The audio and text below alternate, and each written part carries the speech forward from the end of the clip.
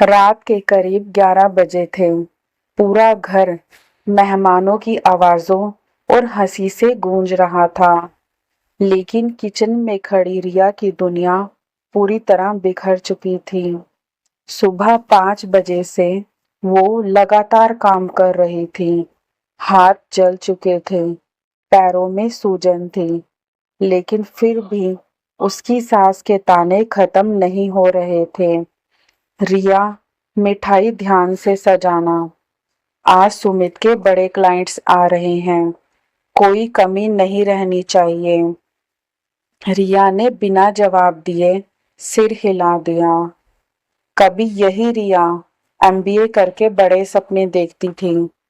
उसे लगता था शादी के बाद वो और सुमित मिलकर एक नई जिंदगी बिताएंगे, लेकिन शादी के सिर्फ 6 महीने में उसकी डिग्रियां अलमारी में बंद हो गई और वो इस घर की मुफ्त की नौकरानी बनकर रह गई। रिया ने कांपते हाथों से आखिरी डिश तैयार की और ड्राइंग रूम की तरफ बढ़ गई। टेबल पर बड़े बड़े लोग बैठे थे। सबके हाथों में महंगी घड़ियां थी, चेहरों पर नकली मुस्कानें थी और बीच में बैठा था सुमित, वही सुमित जिसने शादी से पहले उसका हाथ पकड़कर कहा था, तुम मेरी सबसे बड़ी ताकत हो। लेकिन आज उसकी आंखों में प्यार नहीं, सिर्फ अहंकार था। रिया ने जैसे ही खाना परोसा, सुमित ने पनीर की सब्जी का एक निवाला खाया और अगले ही पल उसका चेहरा गुस्से से लाल हो गया। ये क्या बनाया है तुमने? रिया डर गई। क्या हुआ? नमक कम है क्या? अचानक सुमित ने पूरी थाली उठाकर फर्श पर दे मारी। दाल, सब्जी, रोटियां, सब कुछ पूरे कमरे में फैल गया। मेहमान सन रह गए। रिया के हाथ कांपने लगे। ये कचरा खिलाओगी मेरे मेहमानों को? सुमित इतनी जोर से चिल्लाया कि पूरा घर खामोश हो गया। रिया की आंखों में आंसू आ गए। सॉरी, मैं दूसरा बना देती हूँ। लेकिन तभी उसकी सास उठी। उनके चेहरे पर गुस्से से ज्यादा एक अजीब सी खुशी थी। इसकी इतनी हिम्मत, मेरे बेटे की इज्जत खराब करेगी। उन्होंने सबके सामने रिया की गर्दन पकड़ ली। गिरा है ना खाना, अब इसे अपने मुंह से साफ कर।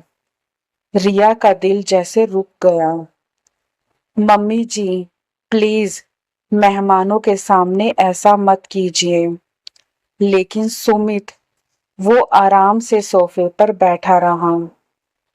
उसने अपना पैर रिया के हाथ के पास रखते हुए कहा, साफ कर इसे, वरना आज ही तेरा सामान बाहर फिकवा दूंगा। रिया की आंखों से आंसू लगातार गिर रहे थे, लेकिन कमरे में बैठे लोग सिर्फ तमाशा देख रहे थे। किसी ने उसे बचाने की कोशिश नहीं की। उस रात फर्श पर घुटनों के बल बैठी रिया सिर्फ खाना साफ नहीं कर रही थी, उसके अंदर कुछ टूट रहा था, या शायद कुछ नया जन्म ले रहा था। सब खत्म होने के बाद रिया चुपचाप किचन में चली गई।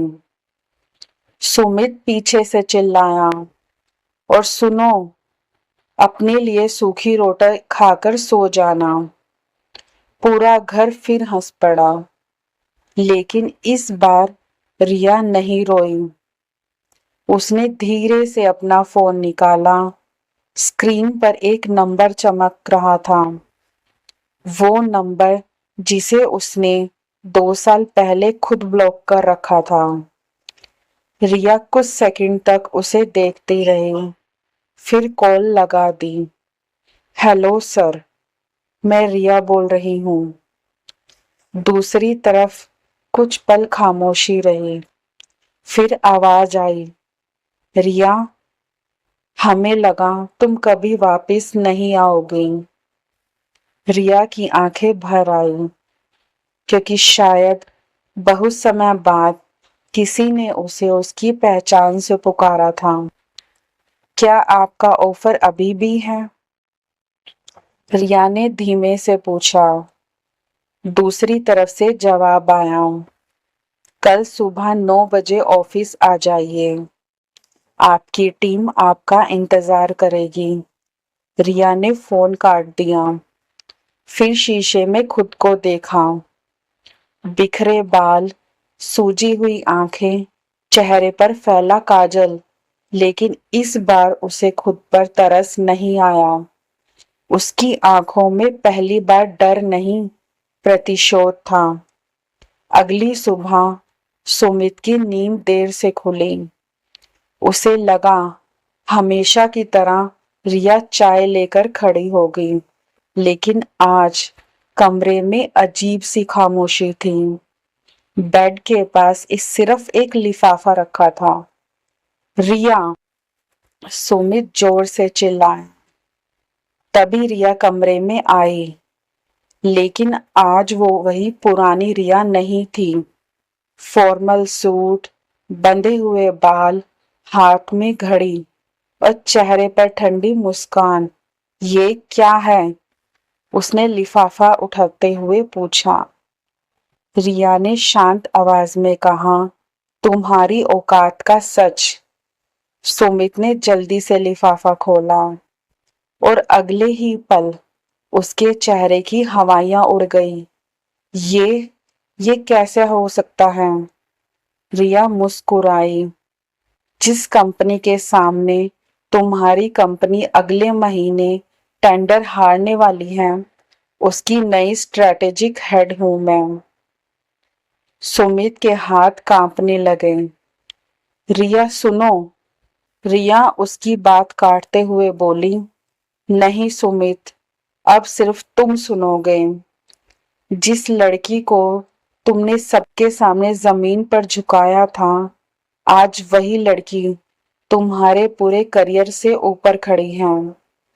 3 दिन बाद पूरा शहर एक बड़े बिजनेस इवेंट की बात कर रहा था।